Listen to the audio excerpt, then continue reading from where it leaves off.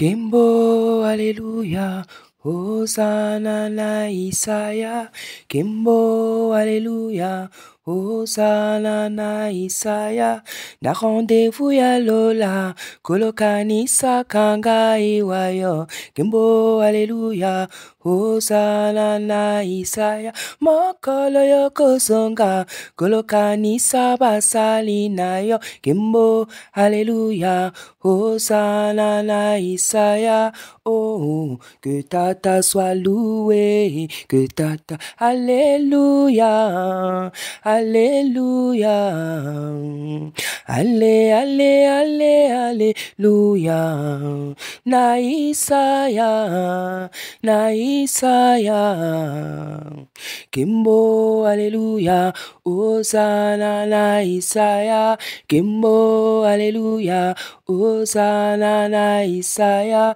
Na rendez-vous ya Lola, kolokanisa kanga iwayo. Kimbo, Alléluia, Hosanna na Isaya. Makala yokozonga, kolokanisa basali nayo. Kimbo, Alléluia, Hosanna na Isaya. Oh, que Tata soit loué, que Tata, Alléluia, Alléluia. Bien-aimés dans le Seigneur, salama salama, soyez puissamment bénis au nom puissant de Yesaya Congo.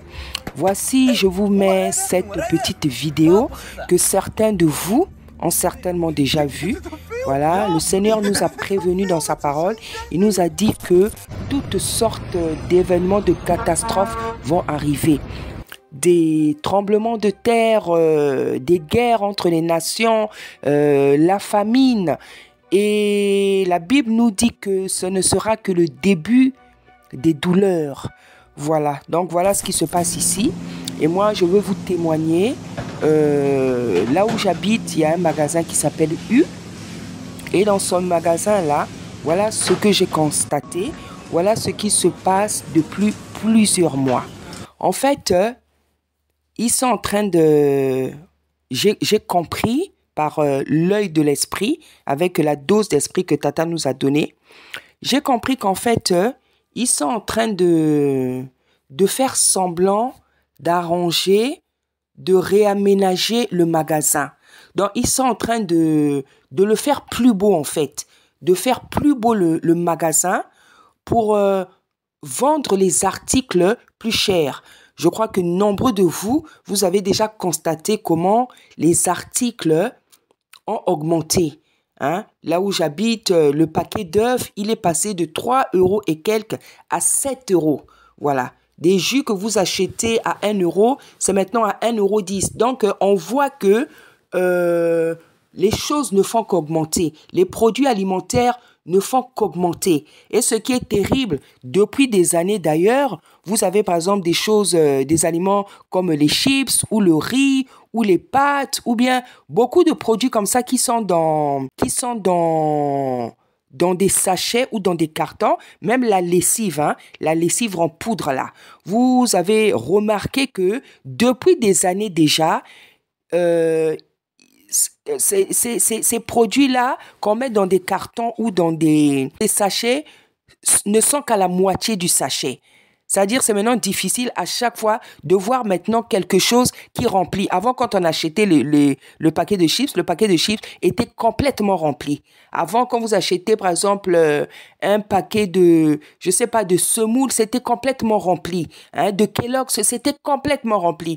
Donc, vous avez beaucoup de produits comme ça qui sont rempli seulement à la moitié. Donc ça, déjà, ça fait des années. Donc, pour revenir à ce que je disais, ce que j'ai constaté dans le magasin qui se trouve à côté de là où j'habite, là, ils sont en train de faire semblant de réaménager. Donc, ils réaménagent, ils arrangent le magasin, ils le rendent plus beau.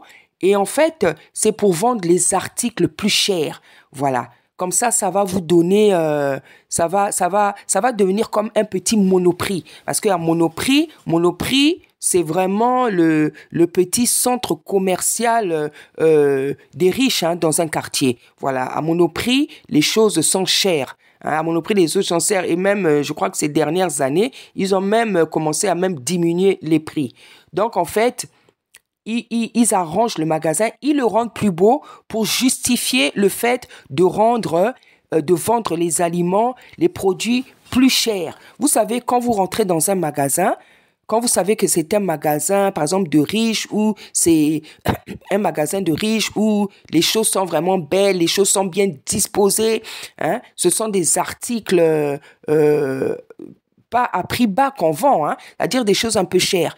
Donc ça va agir sur votre morale. Vous allez vous dire, bah non, c'est normal qu'on vende ça cher parce que bon, les produits sont quand même de bonne qualité. Voilà ce qu'ils sont en train de faire. Donc, ils sont en train de faire le magasin plus beau pour vendre les aliments, les produits plus chers, pour vendre les produits plus chers. Pour vendre les produits plus chers. Voilà, ça s'appelle une technique commerciale. Ce sont des techniques commerciales. C'est-à-dire qu'on vous embrouille, on vous distrait, on vous trompe pour obtenir de vous ce qu'on désire. Hein? On fait un magasin beau, on fait ça vraiment beau, on décore avec beaucoup de beauté, toute une tactique, tout un tas de choses pour que les choses soient plus belles, afin de vendre les choses plus chères. Et c'est ce qui est en train de se passer dans ce magasin-là où moi j'habite. Ils sont en train d'arranger, de rendre plus beau pour vendre les choses plus chères. Et les rayons sont en train de se vider. Les rayons sont en train de se vider, c'est-à-dire vous pouvez avoir le rayon de la farine qui est complètement vide, de la pâtisserie où on vend le pain, hein, d'autres rayons aussi sont vides, nombreux rayons sont vides. Ce qui se passe, bien aimé, ils font croire qu'ils font des travaux. Qu'est-ce qu'ils ont fait? Il y a beaucoup de choses qu'ils ont pris. Tout ce qu'ils ont enlevé en fait des rayons là, ils ont mis ça au milieu. Ils ont mis ça au milieu du magasin et ils ont entouré ça avec des tôles. Ils ont entouré avec des tôles. Donc vous avez les croissants là-bas. Vous avez la lessive. Vous avez le poulet. Donc, il y a beaucoup d'articles qui sont là-bas. Les articles élémentaires qui sont là-bas. Donc, on vous laisse juste des petites choses. Ils ont entouré ça avec des tôles. Ils ont entouré ça avec des tôles. Et pendant ce temps, dans le magasin, ils continuent à faire semblant d'arranger. Pendant ce temps, en fait, ils sont en train de vider les rayons pour mettre au milieu du magasin et ils ont enfermé ça avec des tôles. Et ma fille a rêvé que les caissières commençaient à voler des choses. Et en fait, j'avais déjà compris qu'est-ce qu'ils faisaient. Et en fait, quand ma fille m'a raconté ce rêve, j'ai compris que tout ce qu'ils gardent là, c'est pour eux. C'est pour eux, les dirigeants du magasin, pour les caissières aussi. C'est-à-dire pour ceux qui travaillent dans le magasin. En fait, qu'est-ce qu'ils sont en train de faire? Oh, rakababa. Ils sont en train de prendre les choses, de stocker des choses pour eux. Et c'est ce qui se passe aussi dans les centres commerciaux. C'est ce qui se passe dans les centres commerciaux. C'est ce qui se passe dans le pays. Donc, tous ces grands-là qui sont élevés en dignité, les dirigeants, les présidents des entreprises, ils sont au courant de tout ce qui se passe dans ce pays, de tout ce qui se passe en Europe, parce que c'est eux-mêmes qui produisent ces choses-là. Ils sont au courant de tout ça. Donc, toutes ces personnes-là, les grands, les dirigeants, les PDG, tous ces gens-là, ils sont en train de stocker de la nourriture là où ils savent eux-mêmes, dans leur maison ou même ailleurs. Et j'avais appris il y a quelques années qu'aux États-Unis, il y a des gens qui avaient déjà commencé à faire des prévisions en fait alimentaires, hein, à garder des choses depuis longtemps dans des bunkers, dans des zones très très éloignées de la ville. Ça, j'avais appris ça, j'avais déjà entendu ça depuis longtemps. Donc voici ce qui se passe. Peut-être dans quelques jours, je vais vous faire des photos. Je vais aller filmer dans mon magasin là ce qui se passe. Je vais aller filmer. Vous allez voir comment ils sont en train de faire. En tout cas, je vais faire l'effort d'aller filmer. Vous allez voir qu'est-ce qu'ils sont en train de faire. Donc, en fait, ils sont en train de retirer les aliments des rayons Ils sont en train de retirer les aliments pour garder pour eux. Donc, pour les caissières, pour les dirigeants du magasin. Et ça, bien aimé, laissez-moi vous dire qu'ils le font dans les centres commerciaux, qu'ils le font partout où on vend de la nourriture. Vous allez voir, les rayons sont de plus en plus en train de se vider et de plus en plus, vous allez avoir la difficulté d'acheter certaines choses parce qu'ils sont en train de retirer petit à petit les denrées alimentaires, hein, et même d'autres choses nécessaires en fait du quotidien. Donc voilà ce qui se passe parce que Tata Nzambe nous avait déjà prévenu. Tata Nzambe nous a déjà prévenu. Donc pour ceux qui ont l'habitude de rêver, ceux qui ont l'habitude de ne pas écouter les messages, ça fait longtemps déjà que le Seigneur est en train de dire de faire des provisions alimentaires, que les gens fassent des provisions alimentaires. Mais vous en avez qui continuent à rêver. Vous en avez qui continuent à rêver. Vous avez des gens qui se disent enfants de Tata Nzambe, qui vivent dans l'utopie, qui vivent dans la rêverie, qui vivent dans l'utopie, qui vivent dans la rêverie. C'est-à-dire, vous avez des gens sur cette terre, on dirait que c'est des gens, on dirait qu'ils ne suivent jamais les informations. On dirait qu'ils ne suivent jamais. Non seulement ils ne suivent pas les informations, mais ils n'écoutent même pas les messages que Tata Nzambe donne à l'église, hein, aux uns et aux autres. Parce que dans Apocalypse, on nous dit, écoutez ce que l'Esprit dit aux églises. Donc l'Esprit, Tata Nzambe parle à son corps. Tata Nzambe parle aux églises. Tata Nzambe parle à son corps. Tata Nzambe parle à ses enfants. Mais vous avez des gens bien aimés. Parce que je ne peux même pas les appeler des enfants de Tata Nzambe. Parce qu'un enfant de Tata Nzambe, c'est une personne qui écoute la voix de son maître. C'est une personne qui écoute la voix de l'esprit. Vous avez des gens, je vous dis, qui se disent enfants de Tata Nzambe, qui n'écoutent même pas les messages des uns et des autres. Des messages qui passent sur différentes chaînes. Il ne prend même pas le temps d'écouter. Donc, il connaît ni les informations, il regarde ni les informations à la télé pour voir ce qui se passe dans le monde, ni les informations ecclésiastiques, donc qui ont un rapport avec l'Église. Et après, on se dit enfant de Tata Nzambe. Donc, vous avez des gens qui vivent sur la terre, on dirait que tout va bien. Donc, lui, il se réveille, il mange, il se lave, il va au boulot, il fait ce qu'il aime faire dans la vie, il regarde la télé, il regarde des téléfilms, il joue avec ses enfants.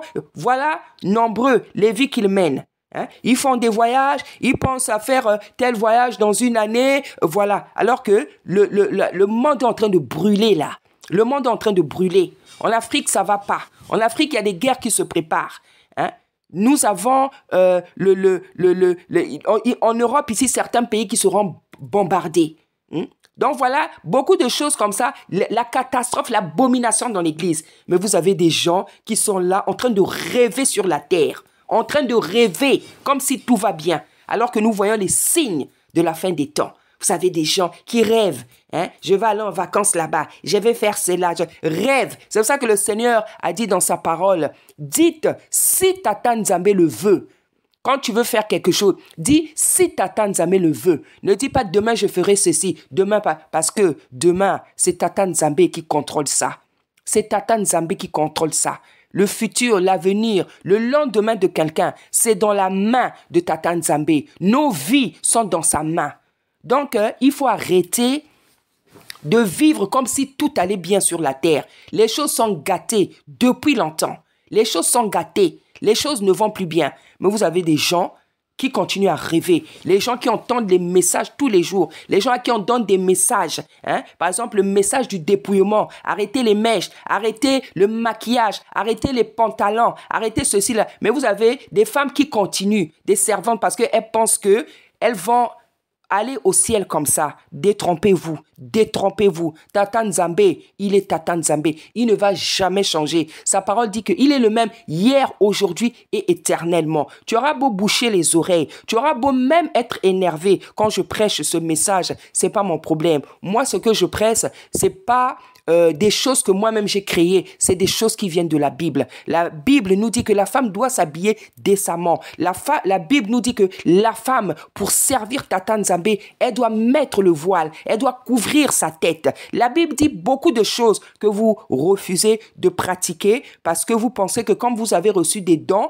quand vous avez reçu des grâces, vous prêchez, vous faites je sais pas quoi, vous guérissez les gens, vous faites des miracles, vous pensez que Tata Nzambé, il est content de votre conduite. Tant que, moi je te le répète, tant que tu ne vas pas couvrir ta tête pour servir Tata Nzambé, tant que tu ne vas pas arrêter les bijoux, tant que tu ne vas pas arrêter le maquillage, tant que tu vas continuer à mettre des pantalons, tant que tu vas continuer à mettre des talons, tant que tu vas continuer à mettre des faux ongles, tant que tu auras cet aspect de Jézabel, parce que ça c'est l'aspect de Jézabel. La Bible nous dit dans Roi que Jézabel, lorsqu'elle vit Jéhu, elle se maquilla. C'est Jézabel qui s'est maquillée dans la Bible. Tant que tu auras cet aspect, tu pourras prêcher la parole, tu pourras guérir les gens, tu pourras faire des miracles.